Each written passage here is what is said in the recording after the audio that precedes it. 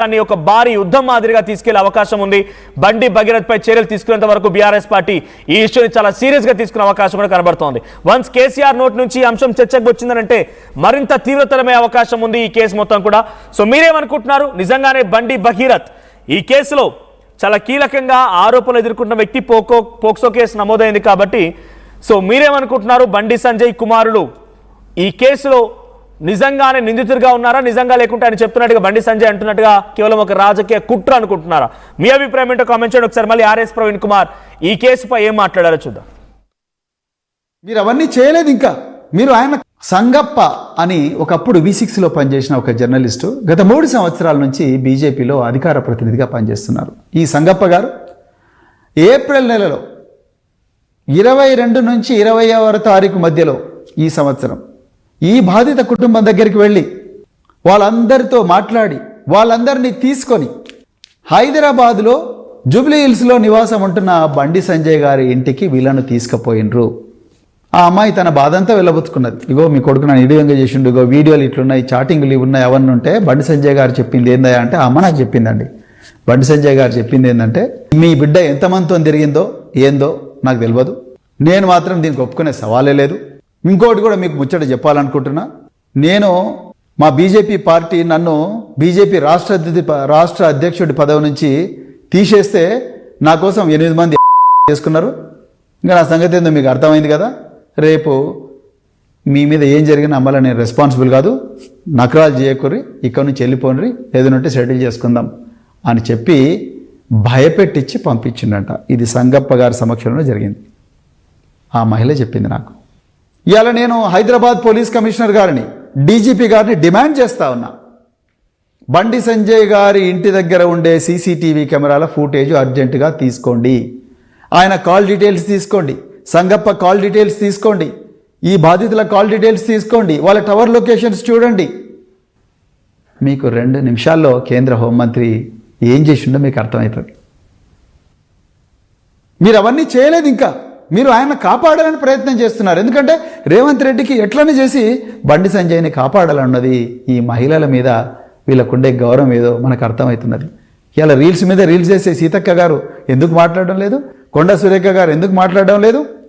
ఎందుకు మాట్లాడింది? కాంగ్రెస్లు ఒక్కరన్నా మాట్లాడుతున్నారా? ఒక్కరన్నా ఎక్కడ పోయారు? వాళ్ళందరూ రోడ్ల మీదకి ఎందుకు రాలేదు? సోనియా గాంధీ గారికి ఈ విషయం చెప్పిండ్రా? ప్రియాంక వధేరా గారికి ఈ విషయం చెప్పిండ్రా? మీరు సంగప్ప అని ఒకప్పుడు V6లో పనిచేసిన ఒక జర్నలిస్టు గత 3 సంవత్సరాల నుంచి బీజేపీలో అధికార ప్రతినిధిగా పనిచేస్తున్నారు. ఈ సంగప్ప గారు ఏప్రిల్ నెలలో 22 నుంచి 20వ తారీఖు మధ్యలో ఈ సంవత్సరం ఈ బాధిత కుటుంబం దగ్గరికి వెళ్ళి వాళ్ళందరితో మాట్లాడి వాళ్ళందరినీ తీసుకొని హైదరాబాదులో జూబ్లీ హిల్స్లో నివాసం ఉంటున్న బండి సంజయ్ గారి ఇంటికి వీళ్ళను తీసుకుపోయినరు. ఆ అమ్మాయి తన బాధ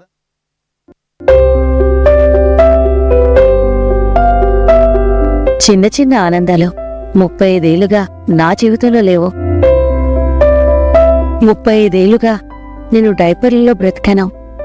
6 సెంటీమీటర్ల ఫిస్టులా నా మూత్రాశయంలో లీకు కారణమైంది. ఎవరూ నాకు సహాయం చేయలేకపోయారు. AINUలో వైద్యులను కలిసే వరకు అక్కడ వారు రోబోటిక్ శస్త్రచికిత్సతో నాకు పరిష్కారం ఇచ్చారు. వారు నా ఆత్మవిశ్వాసాన్ని కూడా తిరిగిచ్చారు. Precision Care makes it possible. The Center for Robotic Surgery at AINU.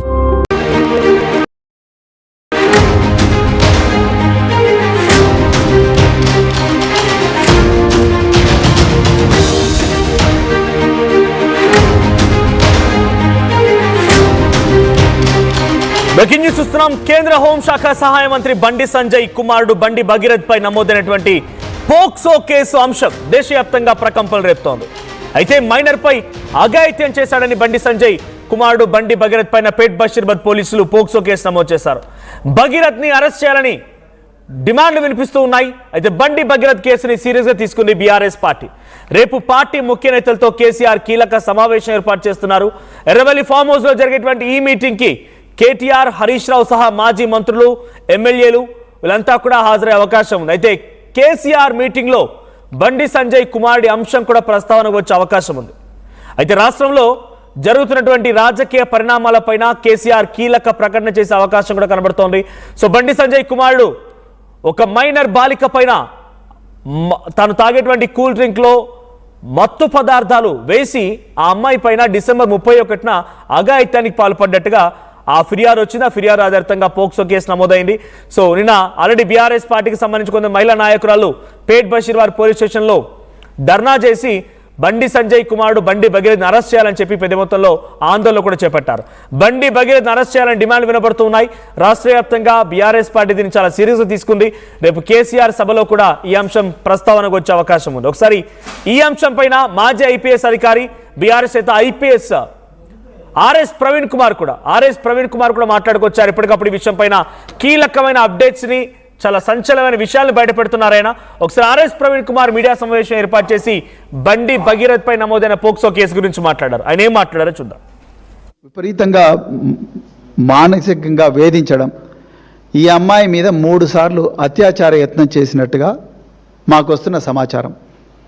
ఒకసారి మొయినాబాద్ ఫామ్ హౌస్లో, ఇంకొకసారి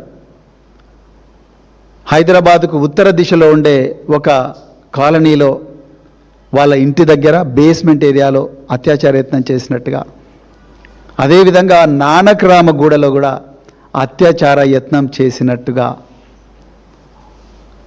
మాకు సమాచారం వస్తున్నది. విశ్వసనీయమైన సమాచారం ఉన్నది. మాకుండే సమాచారం మేరకు ఈ అమ్మాయి తల్లి ఈ ఆధారాలన్నిటితోని నిన్న పేట్ బషీరాబాద్కు అమ్మాయి తల్లి ఇద్దరు పోయినరు. మరి పోలీసుల గుండె ఎందుకు కరగలేదో నాకైతే తెలియదు. 3 సార్లు